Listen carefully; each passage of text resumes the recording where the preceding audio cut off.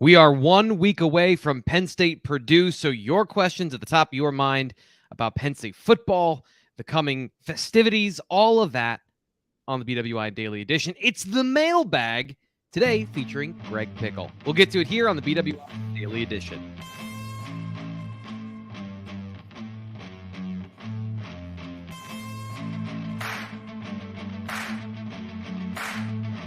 BWI Daily Mailbag, one of my favorite shows of the week because we get to sit back, relax. None of us have any hair. We put our hair down, though, and talk about football, what's on your mind. Greg Pickel here with us because Nate Bauer decided that apparently Greece is a better place to be than central Pennsylvania. Greg, I don't get it.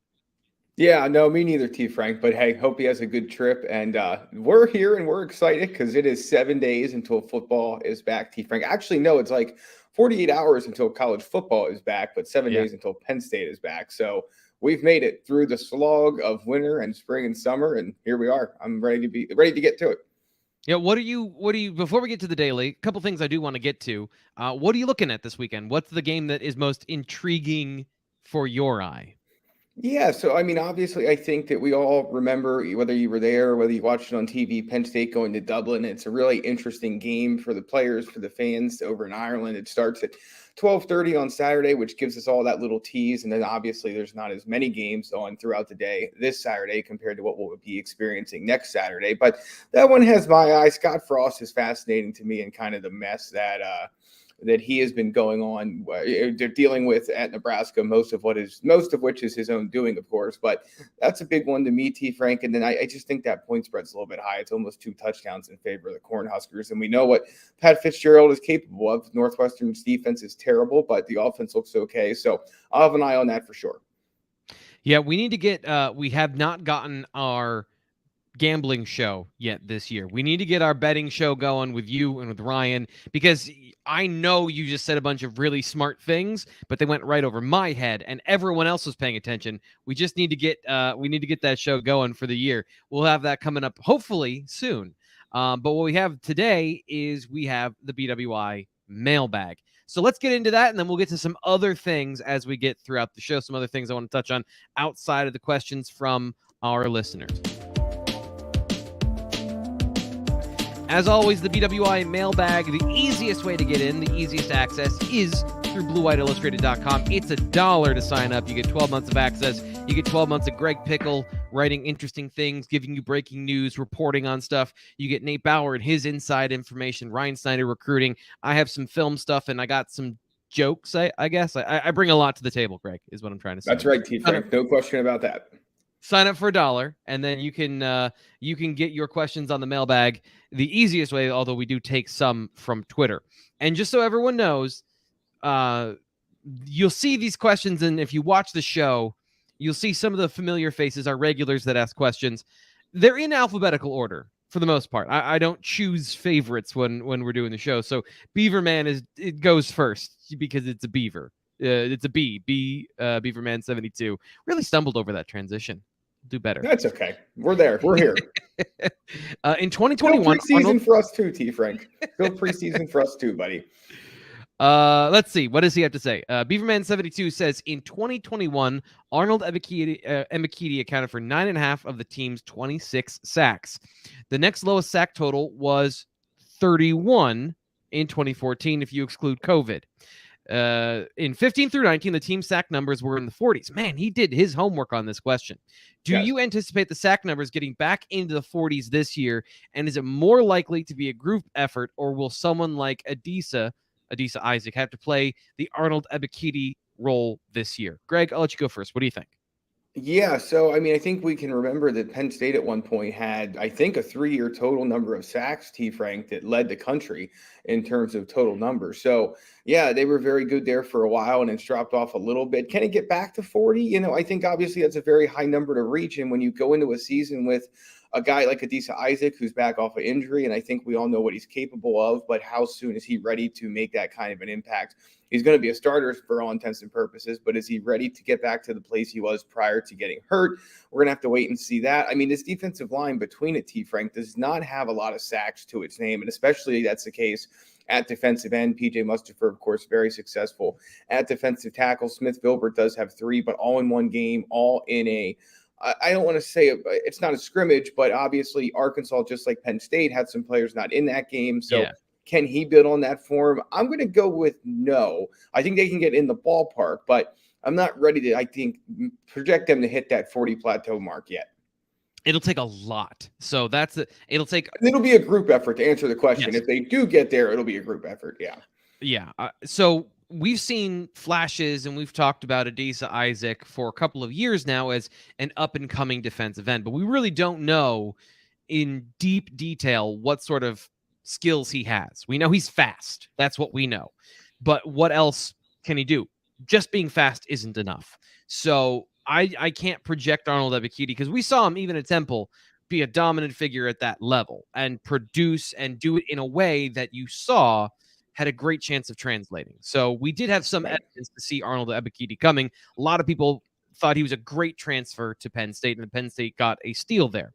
I don't know that we have that information with Adisa Isaac other than his recruiting pedigree. The other part of it, to get to 40 and you say a group effort means that Dennis-Sutton and Chop Robinson all contribute, right? Because part of Arnold Ebiketie getting 9.5 sacks is that everyone else, when it came to pressures, like looking at PFF and their pressures, nobody got over 13. And that was Brandon Smith, a linebacker. So, yeah, it has to be a group effort this year to get back to that. But do you think with Manny Diaz's new scheme, it seems like they're focusing on that? So that's a big part, too, is that they're going to focus on that, unlike the last year or two where they focused more on contain and rush contain. You think that's a fair? Yes. I do, and I think the important thing to note here is that we heard all offseason about how aggressive Manny Diaz wants to be and that they're emphasizing takeovers and things like that. And T. Frank, I think you're probably going to agree with this, but they have the horses in the secondary to really turn up the pressure and be that takeaway machine, but they're going to need help from up front. And we just don't know everything we need to know about the horses they have there yet. We think it looks good on paper.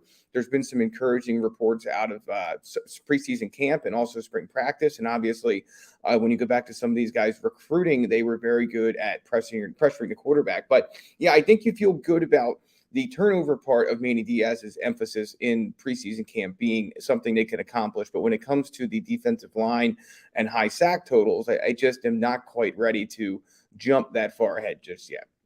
Yeah, I agree with that. And that's really, to me, that's my biggest question about this defense. And that's been, other than the risk reward of playing so aggressively, tying into that idea to me is, can you get that pressure? Can you get quality pressure continually? Because despite the fact they didn't have a lot of guys last year that could get after the quarterback reliably, they had one guy that was great at it. And that was kind of a saving grace for that defense. So they have any version of that this year because they'll need it. You can only scheme up pressure so many ways before the other team can take advantage of that. And you need a guy just to win his block.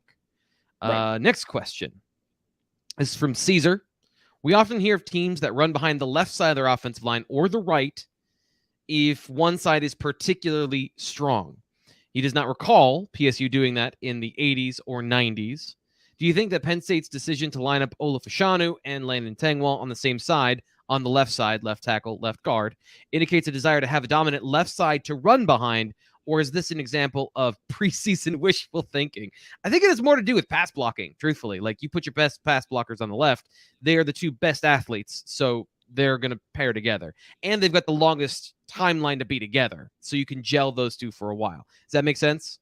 It does. Yeah, I read this question and I immediately thought, well, this is one for T. Frank. I'm just going to stay out of the way and let him answer this one with the expertise that he has. But no, I think you're 100% right. And ultimately, it's important to keep in mind that when Penn State set out to put together a 2022 offensive line, it felt the need to add a body there in Hunter Norzad, and it didn't know completely. Now, we keep hearing that Sal Wormley is back to the form he was in prior to this off-field injury, which, if that's the case, and we don't know, because quite frankly, T. Frank, do you remember Sal Wormley being talked about as a starter prior to whenever he was hurt last year? Because I do not, but they certainly believe it very deep down internally.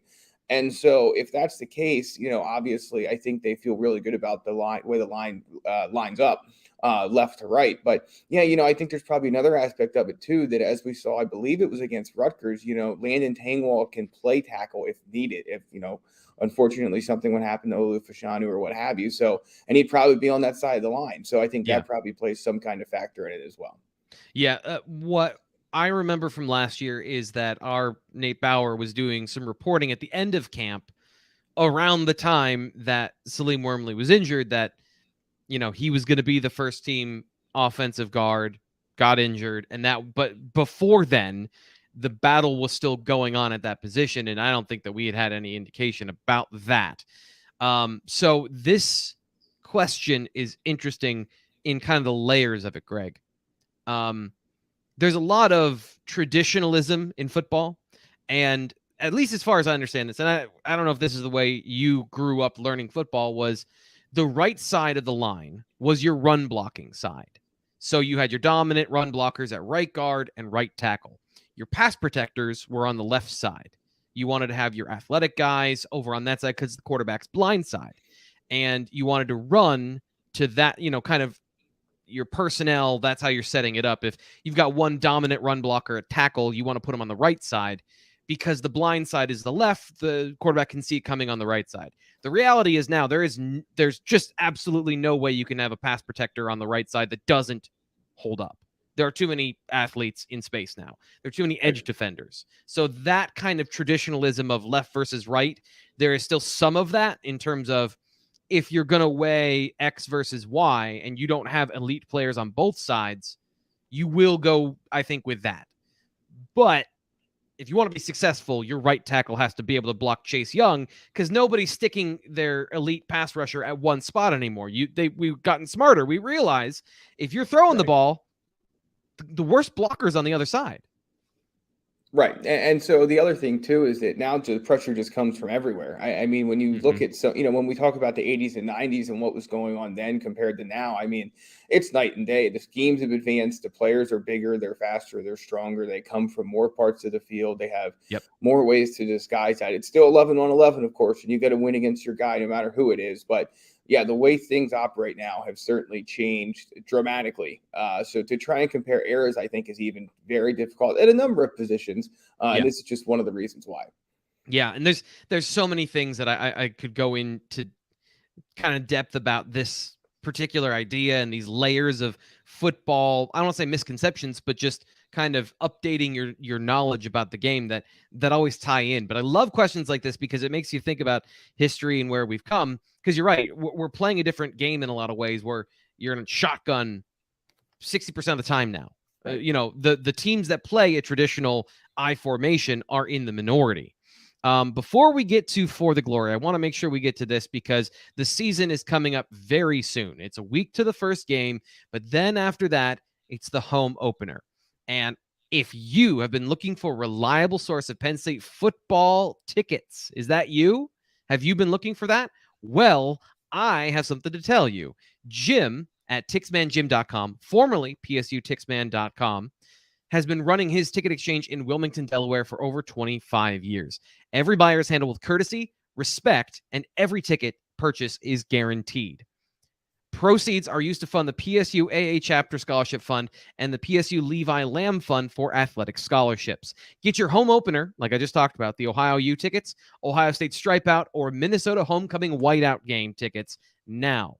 Go to www.tixmanjim.com or email Jim at tixman@gmail.com. Call 302-521-8380. You can see, if you're watching on YouTube, you can see at the bottom of the screen, tixmanjim.com. That's where you go. Or I'll give it to you again, 302-521-8380, so that you can go to the games that we are talking about here. So, Greg, let's get to our next question. Find out what we're looking at. Come on, Jim. Gave you your good. We're good. Let's go. Okay. For the Glory PSU asks, given your understanding of Purdue's defense, what are you looking for that would indicate improvement from the offensive line? Great segue from the last question. Besides the obvious statistical milestones like a 100-yard rusher, for example, I actually don't think a 100-yard rusher would be a major indicator of offensive success if you have one guy ripping off an 80-yard run, and he did it Right. in a situation where the offensive line, half of them missed their block, and he's just bigger and faster than everybody else, and he runs for a touchdown. So, yeah, I don't think statistical milestones are really a great spot. Is there anything you're looking for that's going to pass your eye test, Greg, to know that this is a better offensive line? Yeah, I think, well, number one, obviously, when you talk about the statistical side of things, and Jay Sider actually talked about this a little bit following practice on Tuesday. But number one, so and he didn't talk about this, so I'll get to that part here in a sec. But, the 100-yard rusher thing is something that's been harped on all offseason, and with a good reason. I mean, in this day and age, with the way the football is moved around and the way you go up and down the field, I mean, it seems just incredible to continue to say that Penn State did not have one of those in a single game last year. But to your point, T. Frank, you're right. I mean, if Kevon Lee or Nick Singleton or Katron Allen or Devin Ford takes one around the edge and goes 85 yards for a touchdown, and Penn State ends up with 110 yards rushing, is that really the milestone that everyone thinks it is? And of course, I think we'll all agree that the answer to that is no. So to me, I mean, look, obviously, first things first, is it you're going to keep an eye on the sack and the pressure numbers and see what kind of time Sean Clifford has to work. Does he endlessly have to avoid pressure? Can he get into second and third reads, which sometimes that's on him, not the offensive line, but still, will he have time to do that? I think it's more about the eye test than the numbers for me, because if Penn State wins, we're not going to be sitting here picking apart the offensive line, I don't think. I mean, it's possible, but more likely than not, maybe later, maybe a little, maybe in the middle of the week leading up to Ohio, we would get to that if it was warranted. Yeah. But again, it's the same old saying, but winning kind of can mask your problems, and losing might make them worse than they seem to be. But to me, it's all about the eye test. And does this group work together as a unit? Does it allow Sean Clifford to do the things in this offense he couldn't do last year? And then does it open up holes? Can they get 3rd and 2 when the other team knows they're running, and everyone in the stadium knows they're running? 4th and 1 or 1st and goal from the 5. Can they impose their will? That's been the issue. Let's be honest. In a lot of ways, in a lot of games, can they impose their will? And we all know what it looks like, and you'll know it when you see it, if you see it. And to me, that would go a long way, I think, in shoring up some of the concerns some people might have about where this unit is for yet another offseason. Yeah, the funny thing is, like, I love the advanced metrics. I love the data. But it comes down to, in this situation, if you're watching the game, it is about the eyeball test, right? So you'll see when the offensive line resets the line of scrimmage. And that's something Penn State has not been able to do in a while, is they have not been able to actually get a tangible, momentous push. The other thing I want to see is cleanly executed blocks at the second level, because that means two things. The first is, and this is the most important, you got the double team. So the way almost all offensive blocking works is, and this is the problem with generalities, is that sometimes you don't have a double team. But for the most part, inside zone, man, like, they all have some sort of double team at the line of scrimmage. 2 guys blocking one, who then work to the second level and then pick up a linebacker or a safety. And that is based on a lot of factors. And to cut through all of that, just get the factors right if you're the offensive line. That means you got the double team and the right person climbed to the second level to get the linebacker to secure a good running lane for the running back. Now, if the running back then doesn't create something out of that, then we have that conversation. But watching a clean second level block, first off, that means a big play should be coming. And secondly, that is a good indication that it's actually working. And then you can get into the details and the nuances afterwards of, did they secure the double team? And after the guy left, did he get to the second level? How did they get at the point of attack? What was all that stuff? But just the eyeball test of there's a guard at the second level blocking a linebacker. That's what's supposed to happen here. I think that's a good indication that things are going well for the offensive line in the running game, particular. I think that's kind of the situation that we want to start with there. And let's start with this question here, actually. Meet you at the gaff. Greg, were you a gaff guy? Occasionally, yeah. Not as much as some other places in State College, but occasionally, yes. Yeah, I had friends that loved there. We went there a couple times, but everyone always had their bar, right? Everyone had their favorite bar. Unfortunately, all of my favorite bars were torn down in the last 5 years. Yeah, I miss the old Skeller. There's no doubt about that. Yeah, for sure. Okay, so the question, And by the way, welcome to Meet You at the Gaff. He is a new member at BlueWhiteIllustrated.com. He got that $1 deal. He got on here and he got his question on the daily. Great job. Okay, apologize if this has been an article that was written and is already something that we've talked about. Considering his 4 years of coaching defensive backs at Purdue, one could argue that a very few know more about the Purdue passing offense than Anthony Poindexter, safeties coach for Penn State. How much of an impact do you think that this will have on PSU's game plan and game day adjustments? In the past, NFL teams would do something like this with a player that was just cut, presumably to get an edge on the upcoming game and info to decipher watching tape. Is this an aspect of the game that's overrated or underrated, or is it just depends? And it's all like, I'm always going to go with it just depends, Greg. Like, we got the out there of it just depends. But what do you think in terms of Anthony Poindexter having insight into the Purdue passing attack? Yeah, I always appreciate the out or the crutch opportunity, T. Frank, instead of having to create it for ourselves. It's given to us, which is always nice. But no, in all seriousness, I mean, look, it can't hurt. But I mean, Penn State's been watching film of Jeff Brom and Purdue, whether it was against Penn State or against other Big Ten teams for years now. So does he add an insight that Anthony Poindexter can provide by working with Jeff Brom and Purdue during the time that he did help? It can't hurt. I mean, the more information you have, the better. That's always going to be the case. That's why there's, if you can have 20 analysts instead of 10, you're going to do it. And it's because you can find more things out and research more things and watch more tape. And so when you have someone with that institutional knowledge, you obviously can probably cut through some things or figure some things out that you see on tape that maybe you don't know. So it doesn't hurt. I don't think there's any question about that.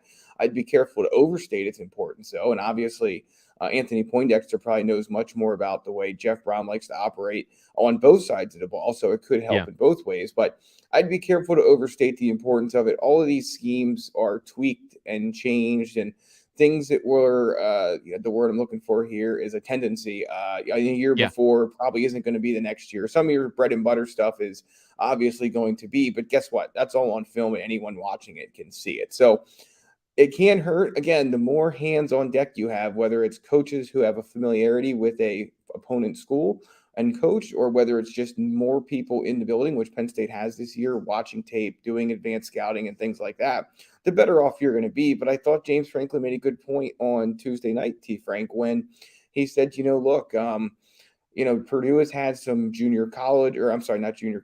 transfer portal guys come in and things like that. So even the film you saw last year is probably not overly as helpful as you might think. Some of it is, of course, some of the schemes and everything else. But, you're still going to be learning about some of those guys, just like they'll be learning about some of Penn State guys, like, a Nick Singleton or a Parker Washington in a big role, or Mitchell Tinsley and how he fits this offense, or Chopper Robinson and how he fits this Penn State defense at end, not linebacker. So both sides have plenty to learn, and they're going to use all the resources they can to do it before kickoff. Yeah, and I think it's important you pointed out there is a certain tendency you might have, but Penn State has no idea what Purdue is trying to do against them. We talked about this with Sean Clifford of you've got your base plays you're going to install at the beginning of the year, and those are the core of your offense. And maybe those don't change radically game to game, but what you emphasize in that game, that does. So what percentage of your base plays are you trying to run in anticipation of that, right? In anticipation of what the opponent is going to do to you. So Anthony Poindexter, he may know stuff about the offense, but he doesn't know what Brom wants to do against Manny Diaz's defense. And maybe he has some insight, and that's where I think that can help. But it is very much about that week. What are you trying to do that week? Another question somebody asked me earlier this week at the Lions Den message forum was, do you think Purdue's going to throw underneath and short passes? Maybe, if they fear Penn State's pass rush, then yes, they would try to do that. Jeff Brom is a good offensive coordinator. He will do what he needs to do, attack the weakness he believes exists. So if he thinks the Penn State linebackers are a weakness in coverage, you don't have to run crossers underneath. You can run deep crossers behind them. And that's a more effective way. But if you don't trust your offensive line to pass protect, then yeah, you might go with something short.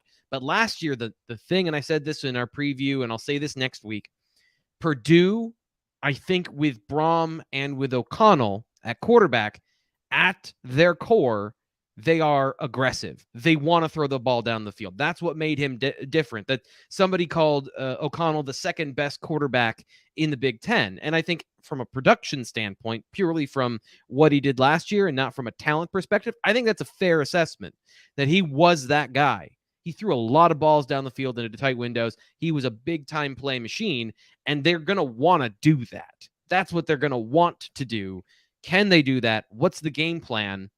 That's going to be the question, I think. And a follow-up do they here. have the receivers to do it? It's the other question. I mean, they're not exactly as good there as they were in the past. So, yeah, no question that plays a role as well. And I want to follow up quickly with Navy Blue. He asks in a similar vein, what about Cole Brevard from Penn State going to Purdue? Does that help the Boilermakers with some inside knowledge? That's a harder one to really get on board with. You know, from a defensive perspective, what he would be most aware of, the defensive scheme has changed. The coordinator has changed. From an offensive perspective, I don't know how much insight he would have into the offensive line or the scheme there. And was he here last year? Or did he transfer the year before? He transferred after the past season, but yeah, okay. I mean, I'd be stunned if there was any amount of information that gave Purdue any kind of advantage. But at the same time, again, it goes back. The point's still the same. Whether it's a lot from Anthony Poindexter or a lot from Cole Brevard or as little as nothing, the more ideas you have, the better. And obviously, Poindexter is going to sit in a lot more meetings and make a lot more decisions than Cole Brevard, who's trying to fight for playing time and learn the Purdue a defensive scheme and how they are supposed to play defensive line there and all that. But again, any morsel can help. It's a game of inches, as we all know, for those of us that like cliche. And so, if you find something that works, you're going to use it. But, again, the other factor is that morsel may be wrong. And then that leaves you in a worse spot than you would have been before. So, no, I would not think either side of that is going to make a big deal in this matchup. It's the BWI Daily Edition mailbag show. I'm your host, Thomas Frank Carr. Greg Pickel here with us answering your questions about Penn State football. We don't do just football. Like, I know that, this being my show, that's 90% of what we focus on. But by the way, in the future, Greg's on the show, Nate's on the show, basketball is a big deal. Any of that stuff, if you want to ask those questions, feel free. I know that recruiting and football is my thing, but we have a lot of experts here that can answer your questions. One thing I do want to get to, though, is shockingly more football, Greg. Yesterday, James Franklin spoke with the media, and a quick aside from the questions, take a break from that here about halfway through the show. Do you have any thoughts of some of the things James Franklin talked about yesterday and some of the points you took away from his meeting with the media to close out training camp? Yeah, I mean, I think at this point, it's just time for action, right? I mean, it's time for the games to begin. I mean, we've heard a lot this preseason, whether it was during spring practice, over the summer, or in this month of August, about, again, the young players who they think can play and that they have more depth at a number of positions, but they still are trying to figure some things out. I think we still go into the season here without knowing a ton about the special teams other than the names and the faces that we're going to see out there. So that wasn't discussed. That's not what you're asking. But to me, that's one thing that's kind of left out there still. But in terms of what James Franklin talked about, we hit on some pretty familiar topics with him. Obviously, we talked earlier about Sal Wormley, and they feel like he's moving in the right direction. They really like the progress PJ Mustipher has made. He was asked to talk about the Purdue stuff that we mentioned earlier with them having some new players and all of that. So, I mean, I thought it was a pretty typical media session for this time of year, T. Frank. I mean, we've had the opportunity to talk to him the number of times over the last, 4 weeks, 3.5 weeks. So plus the time we spent with him at Big Ten Media Days. So, I mean, I think a lot of what has been asked and answered was covered by the time he stood in front of us for about 15 minutes yesterday. So, safety is still a spot they're trying to figure out exactly, I think, how many guys they want to play there, and offensive lines, another one. So, I mean, we're going to find out these answers soon enough. But at this point, it's full steam ahead to Purdue, and I think it had that vibe to it yesterday, on Tuesday as well. Yeah. I always find it interesting. It's very convenient that James Franklin hasn't had the conversations of who won camp battles before he's talked to us that final week. It's always, we're doing that after this. And like, I don't doubt that it's in the correct timeline. It's just always interesting how we come first, and then he does those things. So cagey move by the veteran James Franklin to not answer the question. Chop Robinson, this is from NLE 24. Chop Robinson, a very interesting player, guy who could be a linebacker or a defensive end. With lack of linebacker depth, do you see Diaz using him as a linebacker, thinking how Alabama seems to have 250-pound linebackers? Greg, this dips into the conversation once again about, I think, misinformation or misconception about football. So can you take us away? I'm going to actually try and do something here on the show to illustrate the misconception here. So take us away while I get some stuff ready over here. Yeah, so I mean, my biggest thought, T. Frank, would just be that Penn State's not going to move Chop Robinson, who has been training to be a defensive end since he got here, to a different position until they've decided he can't play the one they picked him out at first. And they knew the linebacker depth was what it was. This was no great big secret. And I think that, that it's a very important factor in this whole thing is that, Penn State knew what it had at defensive end. It knew what it had as linebacker. And it feels like he is the best option for them. The best option for him and them is at defensive end. And while you pull this up, I'll just note this. Tyrese Mills is another thing that we talked about yesterday with him playing linebacker. Now, Nate reported that previously, but he comes in as a safety. They move him there because they feel like it's the best spot for him. And so, all these things are decided long before we get to this point. And I'll let you show what you're going to show here. I'm pretty sure I know where you're going with this. I won't steal your thunder, but I'm pretty sure I know what you're going to say here. Yep. So first off, last week, James Franklin admitted straight up he's a 4-3 defensive end. So Chop Robinson's playing defensive end. There's no conversation about him playing linebacker. That's not a thing. Here's the other thing. To me, there is no difference between a 4-3 defensive end and a 3-4 outside linebacker. And I understand that there is a difference. But here's what I'm talking about. When we're discussing Tyrese Mills and Jonathan Sutherland at linebacker, it's because their responsibilities are that of a Sam linebacker. It's not about their body type. It's not about their size. It's about what are you asking them to do regularly on the football field. Alabama has one linebacker that is 250 pounds. It's freshman Jeremiah Alexander, 6'2", 258. The rest of these linebackers, Greg, just look at this here. 6'3", 225, 6'4", 243, 6'2", 225, 6'5", 224. Just down the list. 235, 220, 233, 240.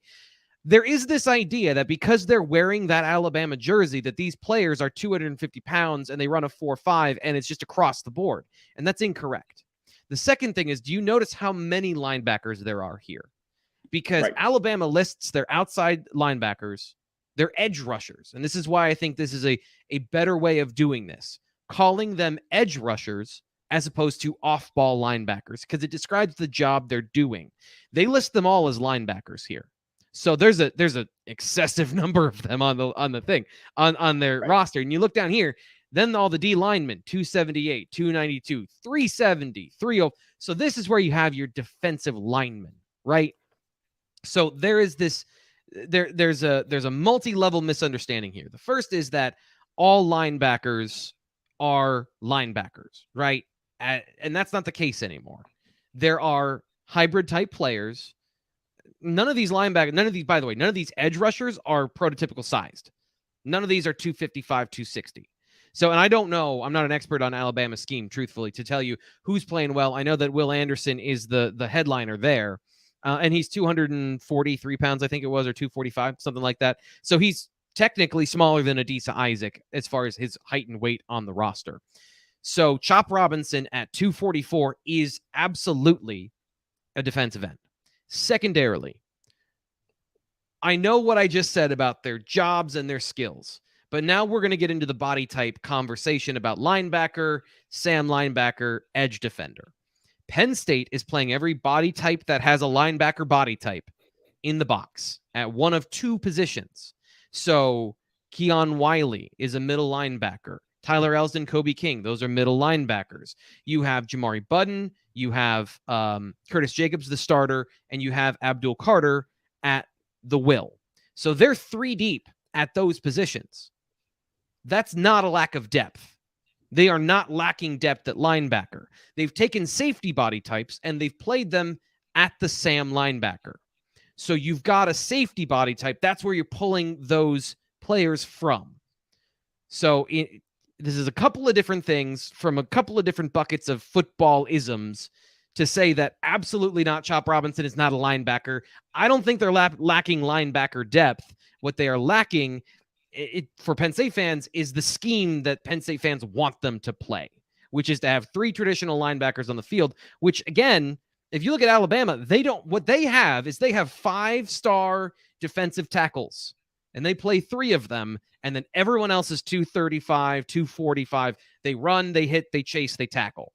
And you got big guys up front that are difference makers, and that's truthfully, I think, the difference where Penn State doesn't have that traditional size. Yeah, I couldn't say it any better myself, T. Frank. You hit the nail right on the head on that particular topic, and that's why we talk about recruiting so much, because if you get those guys, you can do maybe some different things. But it's something that's very rare, especially to stockpile with the way that a place like Alabama does, and that's why they've won as much as they won.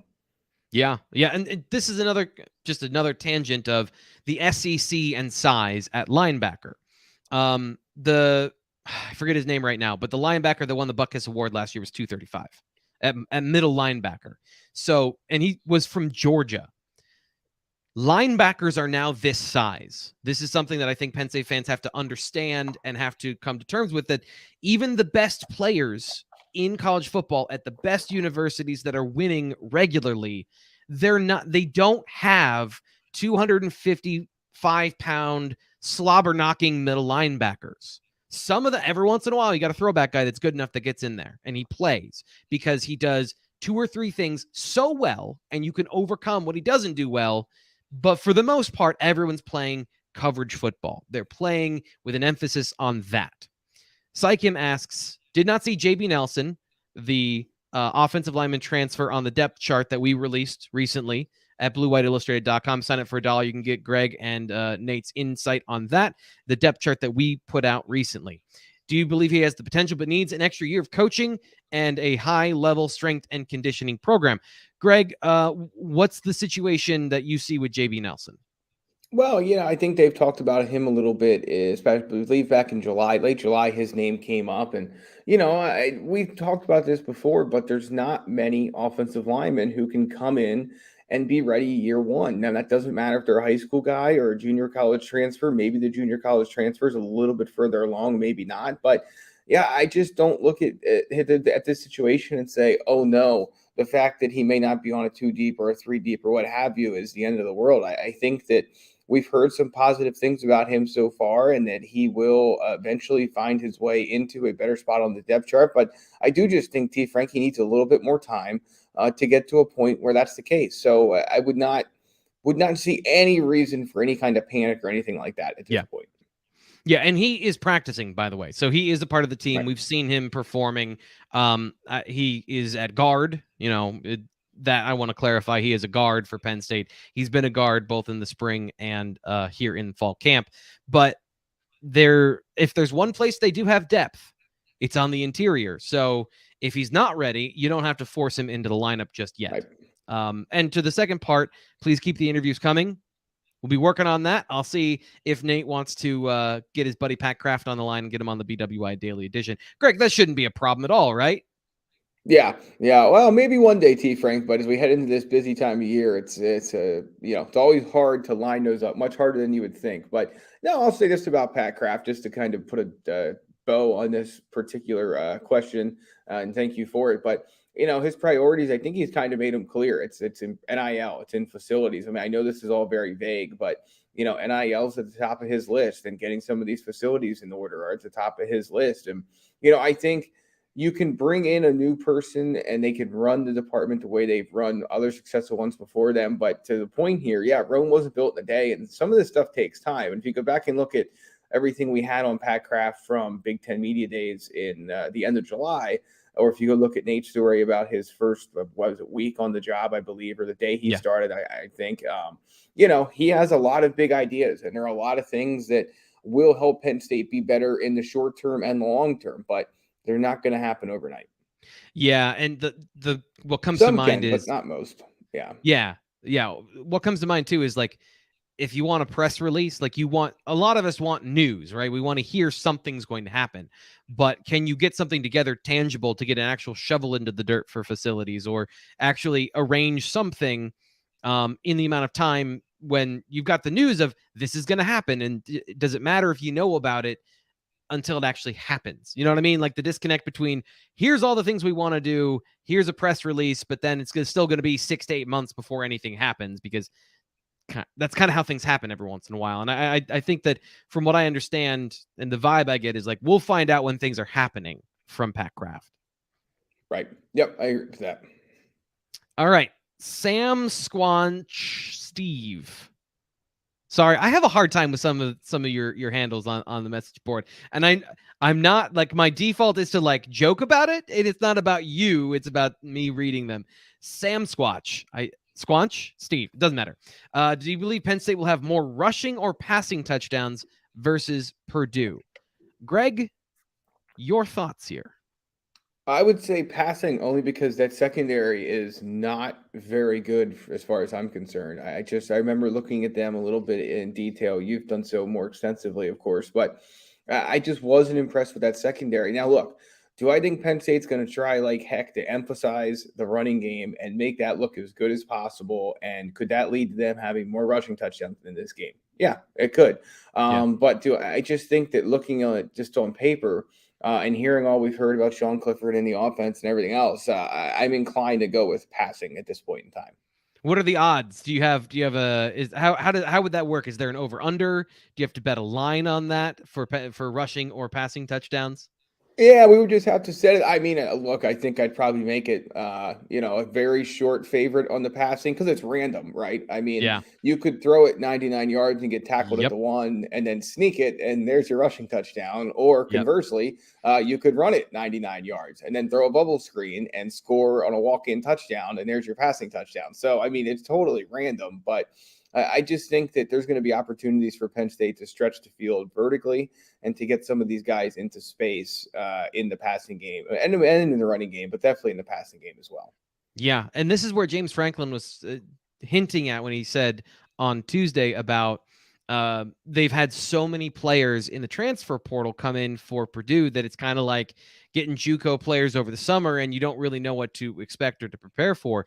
Reese Taylor coming from Indiana, in their scheme last year, they like to run a lot of a certain coverage and he fits that well. So are they going to run that? How is he going to perform in that? Because you can't really base his performance off what he did at Indiana because they might use him totally differently. Right. They don't have Karlaftis, but they do have a guy, Scotty Humpich from Murray State. Now, what do you do with Murray State? And a guy, by the way, that I think was injured throughout it like week 3 or week 4 of the season. So there's not a ton of film on him. How do you project what that guy is going to do versus what Karlaftis did and how that defense operated last year based on it was built from the front back? Right. It was Karlaftis in the D line. And then they kind of like, that was the engine that made everything go. So how do you prepare knowing that there are so many wild cards? The other guy that they got from, I think it was Alcorn or something A State. I don't remember. It was a place I had not heard of before. So how do you figure any of that stuff and how do you prepare for that? That's where, when it comes to projecting the secondary, I'm with you. I think that that's a lot of turnover and not every transfer is going to hit. Somebody's not going to be as good as they wanted them to be. And they were very weak at corner last year. So that would be a presumed weakness I would still have going in if I'm Penn State. And I think something you could take advantage of. Just a couple more questions here on the daily. Super efficient mailbag show. Greg, A+ for efficiency, my guy. Slabtown asks, gets right to the heart of it. I don't care about your scheme, T. Frank. I don't care about what you've got to say. Do we beat Purdue? He asks. So, does Penn State beat Purdue? I'm presuming yes. Is that a fair assumption to say you think the same thing? It is, yeah. Penn State's a short favorite. I think that, of course, they go into the season. Penn State goes into the season with question marks that if they're not answered in the way we think they're going to be answered, it could be a tough day of Purdue. But I just look at this game on paper, and I get that Purdue has the home advantage, and I get that they have some, players on both sides of the ball who can be game wreckers. But Yeah. I just look across the board, and I have a very hard time seeing Penn State losing this game, T. Frank. I do. Do I think it's going to be a blowout? I'm not willing to go that far yet. But Yeah. we've seen Penn State go into some Big Ten opponents that are not Michigan, Ohio State, and Michigan State, of course, and be able to put on a pretty darn good show. I think this team is hungry from last season. Of course, Purdue is as well. But yeah, if I was forced to make a pick today, I would probably have it like 27-17 in favor of Penn State, maybe 27-20, something like that. I mean, I do have some concerns about how the Brom and O'Connell show can maybe take advantage of this defense a little bit if things aren't as we expect them to be in the front seven. But I mean, all told, I just, on paper, when I did a deeper dive and then I listened to what you had to say about both sides of the ball and just kind of looked at this Purdue team, I don't see, I see a town edge for Penn State that's going to have to be overcome by Purdue taking advantage of any Penn State mistakes. And I know that special teams could be an issue for Penn State this year, or at least it's something we have to learn more about actually how it works on the field, because we're still not terribly sure how some of these guys will perform. But yeah, I mean, I think I don't see any other way to answer the question, but yes. Yeah. So Purdue's a sexy underdog, right, Greg? Because they've got this track record of being a sexy underdog because of the things that they've done in the past. And I was speaking to one of our coworkers about this, and he's an Ohio State guy, and we were talking about the opening game. He's like, you don't want to go in there because they can upset you in those games. Those blackouts are an impressive place to be, and if you're not, they beat Ohio State, right? Basically, is what happened. Right. So I'm pulling up. The difference is they had Rondale Moore. And that's a huge difference. Is they had a known high 4 or 5-star receiver that chose to go to Purdue. And I don't want to make this all about one player, but I'm going to make this all about one player. Against Ohio State, his coming out party, 18 targets, 12 receptions, 170 yards, 2 touchdowns, and how many broken tackles here? I need to find that because he broke about 1,000 of them during that game. It was impressive. 7 broken tackles. 7. Yeah, I was gonna say, I mean, while you look, that's kind of what I'm getting at here. Like, who's the Karlaftis on this team? Who's the Rondale Moore on this team? I mean, they had some other, very good players as well, but I just don't see one. And of course, if you're covering, if you're a Purdue fan or you cover Purdue and you're looking at Penn State, you're hearing the buzz about Nick Singleton, and you might know a little bit about Parker Washington. And obviously, I think everyone knows Jair Brown and Joey Porter Jr. But, so you're sitting there and you're saying, okay, they have those guys. And, when you look at Purdue, you just say, well, who are those guys on this year's team? And they just don't jump off the paper at you. I don't know who, if you were ranking, which I'm sure Penn State has done, the players who could be game wreckers against you on this Purdue team, I just don't know if there's a dead obvious place to start. There probably is, but just off the top of my head, I don't think so. They've got a lot of good receivers, but there's no Rondale Moore. I don't know what to do with Tyrone Tracy. Like, I don't, coming over from Iowa, I mean, Charlie Jones is a really, really, really good, special teamer from Iowa, but I think they're going to use him more in a pass catching role, which he didn't really do at Iowa. So, I mean, does he become that guy? Maybe. I don't know, but they're very much in a wait and see mode with them for sure. They were, and again, going back to Aiden O'Connell and making it about one player, the one wild card here is O'Connell. And really, and it's comparative to Sean Clifford, because if Penn State gets quality play from Sean Clifford, I don't see this as a competition. But if they get great play from O'Connell and they get substandard play from Penn State, that's where we have this. That's where this is a game. That's where this is a tight game. And I said this with Nate on the show a couple weeks ago. Purdue had elite quarterback production last year, and they finished, I think, a game or 2 ahead of Penn State. And Penn State had the opposite of that. So, going in healthy, all those things, I think Penn State has to be considered the favorite.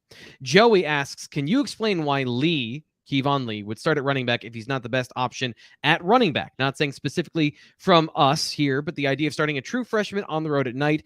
What is the difference in first or second series? I don't get it. So, Greg, do you have an answer to Joey's question about what's the difference between a starter and a guy who's going to play serious snaps, but not be the guy that's out first? Well, I mean, he just has to earn the job. I mean, right? I mean, that's what it comes down to. Whether it's Nick Singleton, whether it's Katron Allen, whether it's Devin Ford. I mean, so it's so easy to overlook Kevon Lee because of everything Mm-hmm. that Penn State brought in at this position. But I mean, Jalen Sider claims that his speed has improved this offseason. That Chuck Losey trained some things about, or changed some things rather, about the way they were training him, and that made a huge difference. And I mean, look, we'll see. I mean, I think we all expect Nick Singleton and Katron Allen and maybe a little of Devin Ford to be in the mix here, but I think we are maybe doing Penn State's offense a disservice by just ruling out Kevon Lee, which is, I'm not saying we're doing it, but I think a lot of people are. And if one of those two guys had earned a starting job, and maybe one of them will by the time they take the first snap at Purdue, then that would be what then we'd be where we are. But Penn State brought Saquon Barkley along. I think back to what James Franklin said a few weeks ago, where he said, look, sometimes freshmen need a few weeks to actually be ready to do that. And Saquon Barkley was a good example of that. So maybe Kevon Lee finds himself in that position. Maybe he doesn't, because maybe he's the best combination of route running, blocking, and running that they have for at least like the first month and a half. Maybe not. I mean, Jalen Sider's pretty clear that both freshmen are kind of old timer guys in the way that they're willing to eat blocks and things like that. But, Kevon Lee might still be ahead of him in that regard too. So I just think that, when you put it all together, those guys are going to play. But when you're breaking out your reps, you're also going to put a guy on the field that can maybe do a little bit of everything at a higher level than the other guys, even if one of them can do one thing or two things at a higher level than that guy can. So time will tell, T. Frank, but again, I wouldn't get too worked up about who starts, who's number two, who's number three. Jalen Slater was actually asked that on Tuesday. Like, should we read too much or anything really into who's the starter? And, I can't remember exactly what his answer was. I don't want to paraphrase it incorrectly, but my takeaway from listening to him was just kind of like, no, not really. So, I mean, all those guys I think they're all going to play. I don't know if they'll play all four of them every single game. That seems like it could be a little bit challenging, but I think you're going to see three of them. And whoever starts will probably get more reps than the other guy, but that's not always been the case. So, time will tell there, but it's not something, again, I think if fans need to get overly worked up about who gets carry number one. I have a feeling, and I could be wrong about this, but I just have a feeling that Devin Ford is going to have a specific role in the offense. And I don't know whether he's a running back purely or whether he's a guy that does a little bit of everything. I just look at his size, and it's so much different than the rest of the guys. And I look at his skill set and what he might be, that I think you're right in terms of you're not going to see all four of them get carries. But let me reverse the question and start with this premise. And I think you just laid it out pretty easily. Nick Singleton, and I'm going to use him specifically with respect to Katron Allen, because Nick Singleton and what we talked about of the speed and the burst and all that stuff, that's something Penn State needed, and he obviously has lots of that. So is Nick Singleton clearly better than Kevon Lee? Is he demonstrably better? And are you starting Kevon Lee just because he's older? I don't think that's the case here. So what you laid out of all the other things about being a running back, those are all things that Singleton may need work on, and he may not be as good as Kevon Lee. So the guy that goes out first is the guy that's good at all of those things. And then, then the question becomes kind of what you just said. Does it really matter who's out first? Kind of flipping the question on its head. Does it really matter who's out second? If it doesn't matter, then why does it matter either way? And, we're kind of in a philosophical, rhetorical debate that feels very circular. David Ray asks, what players are you most interested in seeing when Penn State and Purdue play? And when you watch a game live, do you tend to follow the football on most plays or focus on particular matchups, watching the line, et cetera, et cetera? I'm going to let you go first, Greg, because I obviously have a very long answer about the second part. I'll keep mine short and sweet, Dan. I mean, I think I'll make it just very obvious. I'm curious to see on defense what PJ Mustipher and Adisa Isaac can really do coming off of the injuries that they have and how that can impact this game for Penn State. So to me, that's 1 and 1A. And then on offense, I mean, it's pretty obvious. It's the offensive line as a whole. That's all we ever talk about. And so those are the picks for me. And then when I'm watching live, T. Frank, it really depends where they are and where we're seated and kind of, do you have to use binoculars? Can you see far enough? So tend to start with matchups and then work your way out, and go from there. So my gut usually, or my first go-to, I guess is probably the better way to put it, would be starting along the line somewhere, then working my way out. Unless you're in a certain part of the field and you want to watch a one-on-one matchup with a receiver and corner or something like that. But it's usually inside out for me.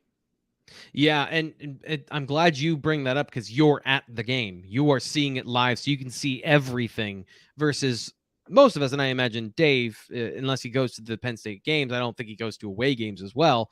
So when you're watching on TV, that's a little bit of a different experience, and I'm very frustrated because I wish we got the full all 22 picture of the game, but we don't. And that's always very frustrating because one of my favorite things to watch, and one of the things that you don't see, the other half of the game that's going on are the coverage plays. And that's why I think there's a lot of misunderstanding and a lot of emphasis on linebackers and D linemen because they're on the TV the whole time. That's what you see. You think those are the guys, those are the guys making all the plays. You don't see what's going on off screen. So I analyze the game here from the broadcast footage, and I check out the offensive line first. For a couple of reasons. Well, I should say, if I can see the secondary, I'm watching the safeties to see pre-snap what's the quarterback seeing. I don't know what play they're going to run, but if I have an idea of what the coverage is going to be, for example, Purdue last year liked to run a lot of single high safety, which means they're running either cover 3 or cover 1. Are they going to rotate to a 2 high look? Because they will do that. So trying to predict what's coming there, and then from there, I try to watch the offensive line because that's going to tell you what is happening on the play. Even if it's an RPO, you can kind of get a sense of what's going to happen on the play because it's a run play until it isn't. And then you can just watch the quarterback throw the football. So I'm then trying to figure out what's the blocking scheme as it's happening. How does the defense react to that? And that gives you an idea of what should have happened on the play. And after all that, you've gotten about 30% of what happened because it's impossible to watch everything. So it's exhausting. So that's when I'm coming on post game and I don't know what to say in the first 3 minutes, is because I just absorbed all of that. And then I have to come up with a narrative of, what actually happened just now. How did that go the way it went? So that's how I watch football, which is very different than I think a lot of people. Last question today coming from Twitter, Greg. And thank you for being on the show today. This has been a ton of fun for me. So I hope you've enjoyed this as well. Same here. You guys cover every possible topic before the season, which we have. So throwing out a hypothetical, Greg's favorite. At some point in the season, if Abdul Carter and Curtis Jacobs are the two best linebackers, is there a scenario where one of them is the Mike? There's a long conversation about what is Abdul Carter this year. He is now a Will. Do you think if he's so good and he picks it up, they can play him at Mike, Greg? Maybe, but they felt so good about the competition they had between Tyler Elson and Kobe King there, and I don't see that happening midseason unless there's an injury or some kind of such poor play that they feel there's a need to make a switch. But other than that, T. Frank, I have a hard time seeing that being the case at any point this fall.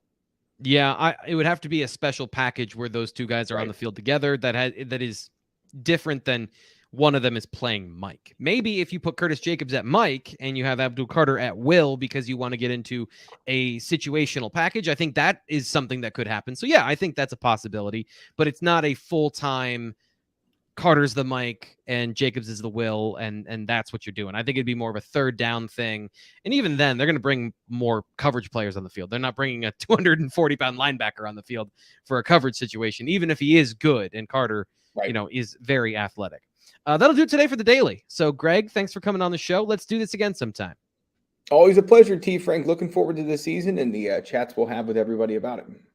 And I want to just say, I did not answer the first part of David's question here about what players am I interested in seeing, because coming up on Friday on the BWI Daily Edition, I'm spending the whole show talking about the 4 players that I want to see. I'm tired of talking about it too. I want to see the rubber meet the road. I want to see these 4 players because I'm just so intrigued by who and what they are, or maybe they aren't. We don't know yet. That's coming up on the BWI Daily Edition on Friday. That's tomorrow. And then a reminder as we get out of here, Greg, the Daily is going prime time. 7 p.m. is our new broadcast time on YouTube next week. Starting 7 p.m. Monday through Thursday, we're going 7, and then a happy hour every Friday at 5 p.m. I don't want to keep you 7 o'clock. You got to go have fun on a Friday night. So 5 p.m. on Fridays. We'll obviously change things for the Purdue game, and we'll keep you up to date on all of that stuff. But just some programming notes on your favorite YouTube channel, Blue White Illustrated. It's the BWI Daily Edition.